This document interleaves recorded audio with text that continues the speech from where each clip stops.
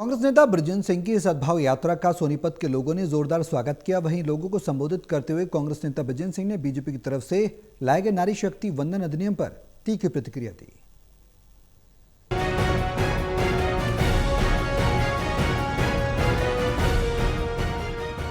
कांग्रेस नेता बृजेंद्र सिंह की यात्रा सोनीपत के कालूपुर चौक से शुरू हुई, जहां सद्भावना यात्रा के प्रति लोगों में जोश और उत्साह दिखाई दिया। लोगों ने गर्मजोशी के साथ कांग्रेस नेता बृजेंद्र सिंह का स्वागत किया।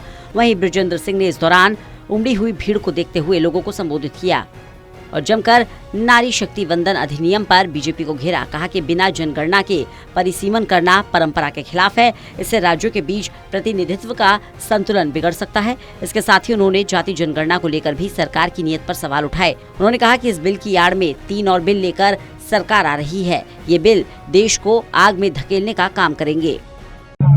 ये अब वो क्या कहते हैं, जो सांप निकल के जा चुका उस पर लाठी मारना है, क्या फायदा है। बिल तो पास हो लिया 2023 सितंबर में और सर्वसम्मति से पास हुआ है। तो अब ये उसको किस चीज़ का मुद्दा बना रहे हैं मुझे समझ में नहीं आ रहा, क्योंकि नीयत तो इनकी तब भी ठीक नहीं थी।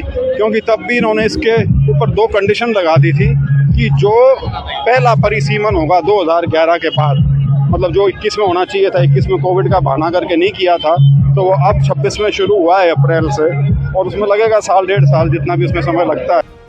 बृजेंद्र सिंह ने मीडिया से बातचीत करते हुए कहा कि कांग्रेस में कोई गुटबाजी खेमाबंदी नहीं है। अब कांग्रेस का संगठन बन गया है। मजबूती के साथ लोग कांग्रेस के साथ आगे बढ़ रहे हैं। साथ ही उन्होंने नगर निगम चुनाव में जीत का भी दावा किया। बृजेंद्र सिंह ने कहा, देश को बीजेपी की चाल को समझना होगा। जिस तरह से ईरान इजराइल युद्ध के दुष्परिणाम देश को झेलने पड़ रहे थे, इसी तरह अगर ये बिल पारित हुआ तो इसके दुष्परिणाम भी आने वाली पीढ़ियों को भुगतने होंगे।